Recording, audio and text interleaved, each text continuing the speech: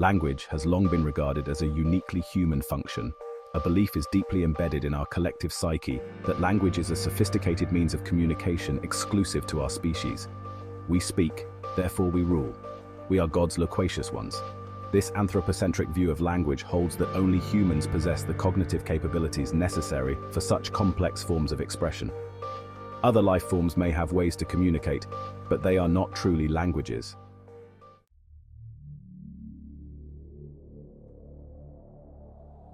However, this perspective is increasingly challenged by evidence suggesting that communication in the animal kingdom, and perhaps even in non-living systems, is more complex and nuanced than traditionally acknowledged. All life forms possess the same innate language function of humans.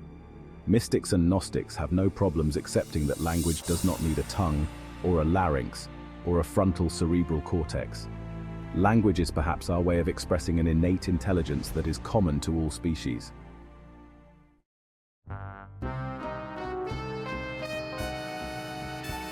Let me turn to an issue that drives me nuts: wildlife documentaries. These invariably emphasize dramatic aspects of animal behavior, such as predation and mating, while underrepresenting the intricate ways animals communicate. These documentaries contribute to the myth that language is exclusively human by focusing primarily on survival behaviors, thus overshadowing the subtle, yet sophisticated communication systems animals use.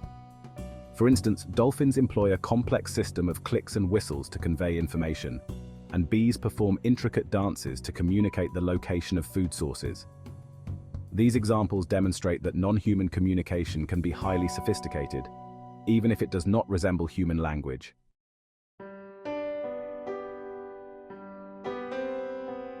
Experiments like the Nim-Chimpsky study aim to teach animals, particularly primates, to use human language.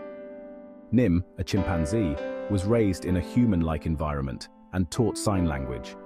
While Nim did learn to use some signs, the experiment ultimately concluded that his use of language was fundamentally different from that of humans, lacking even rudimentary grammatical structure and semantic creativity.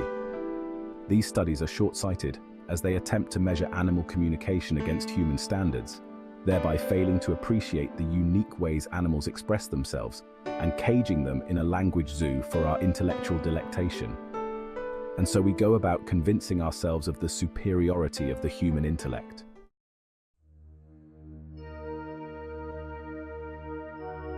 Beyond anthropocentrism, communication in nature. Seen from a human point of view, we are the most advanced and complex life form on the planet, until, that is, a simple zombie virus cell wipes us out.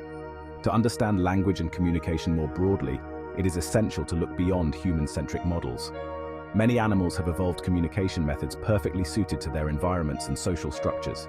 For instance, elephants use low-frequency sounds, inaudible to humans, to communicate over long distances on the plains of Africa. Birds employ varied and complex songs to establish territory and attract mates. These forms of communication are no less valid than human language. They are simply different. And what about non-animal species? How do insects talk? Or viruses? In Lord of the Rings, the tree people, the Ents, speak in a human language. But perhaps trees really do have a language all of their own.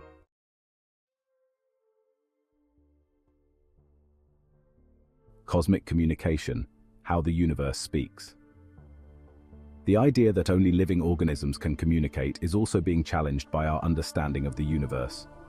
Astrophysicist Carl Sagan said, "We are a way for the cosmos to know itself." This poetic notion suggests that the universe communicates with us through the language of science. Stars, for example, transmit information through light, which astronomers decode to understand their composition, distance, and history. Similarly, the cosmic microwave background radiation is a remnant of the Big Bang, providing a snapshot of the early universe. Oh, what a story that will be when we learn to speak in the language of the Big Bang. The universe speaks to us in a language of particles and waves, interpreted through mathematics and physics. This non-verbal, non-biological form of communication reveals profound truths about the nature of existence.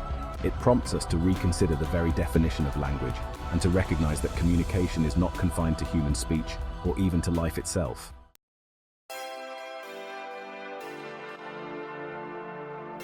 To move beyond the myth that language is uniquely human, we must broaden our definition of communication. Language should not be seen as a singular human achievement, but as one form of a broader spectrum of communication methods found throughout nature and the cosmos. Recognizing this allows us to appreciate the diverse and intricate ways in which all beings, living or non-living, convey information. We have no problems with the concept of neurodiversity, so why not accept that other life forms are linguistically diverse? Can we accept that a brick or a rock or a mountain range can communicate? Or can the moon speak to us? And how can we even answer those questions without language? Language is evolving, and so is our understanding of its origins.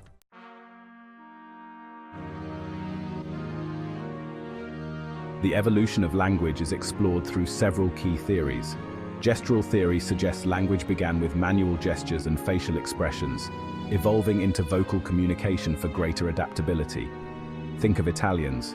Vocal theory proposes that language evolved from primate vocalizations, with early hominins developing greater vocal control, a shout-out to our ancestors. Social interaction theory describes the role of social structures, where language promoted group cohesion, information sharing, and coordination. Think of a primitive version of Facebook.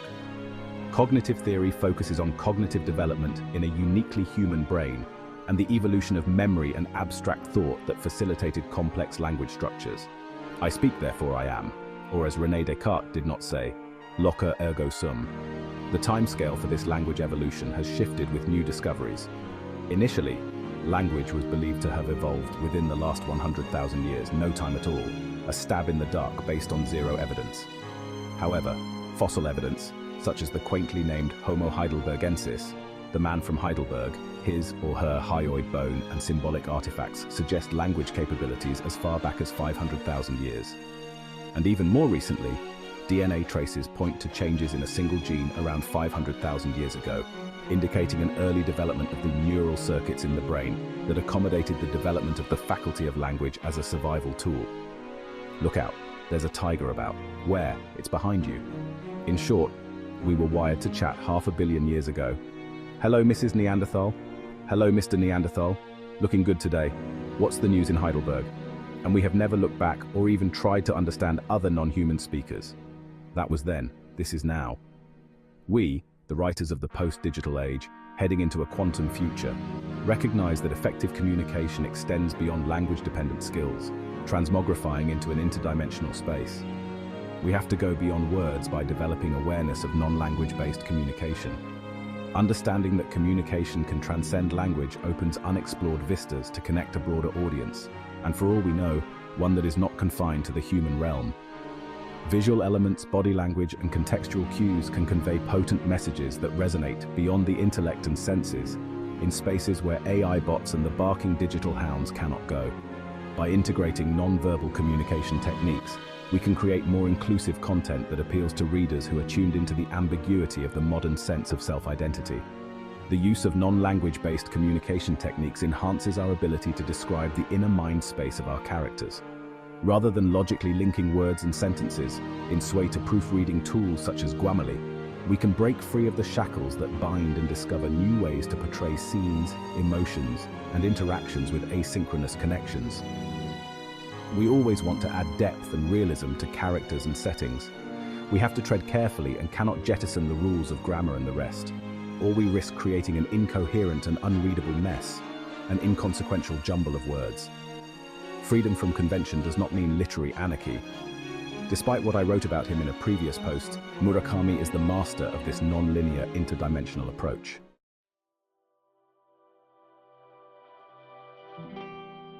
Recognizing the importance of non-verbal communication helps to develop multidimensional characters.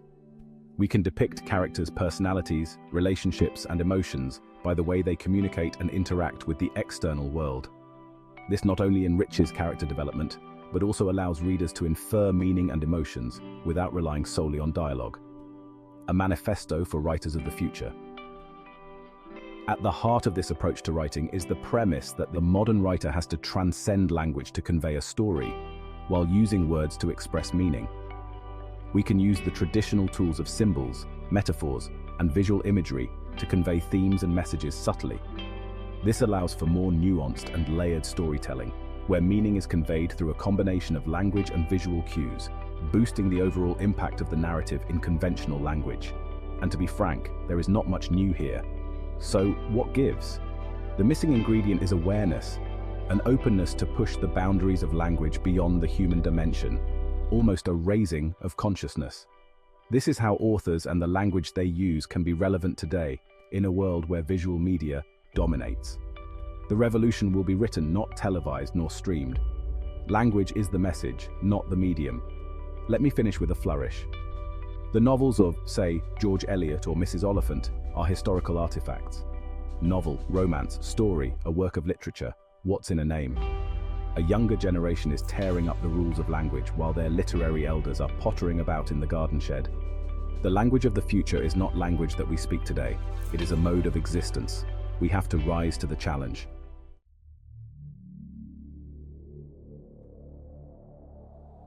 As we peer into the future of language, it becomes clear that the boundaries we once saw are dissolving. The future of language is not just about new words or syntax, but about new ways of thinking and communicating. It is about embracing the full spectrum of communication that includes, but is not limited to, verbal exchanges. As technology continues to evolve, so too does our method of interaction, blending human creativity with artificial intelligence to create a hybrid form of communication. This future is not confined by the past structures of language, but is a dynamic, evolving interface that transcends traditional boundaries. In this new world, language is not merely a tool for expression, but a living, breathing entity that grows with us, adapting to our needs and the challenges of a rapidly changing world. The future of language is vibrant, inclusive, and unbound. And as we move forward, it is essential that we remain open to the endless possibilities that this evolution presents, ensuring that language continues to be a bridge, not a barrier, between us and the myriad forms of life with which we share this planet. If you like this video, please like and subscribe. I would love to hear your thoughts, or if you have a first-time experience that you would like to share, let us know and we can incorporate this in a future YouTube video on this channel. Thanks for watching, and until next time, sayonara.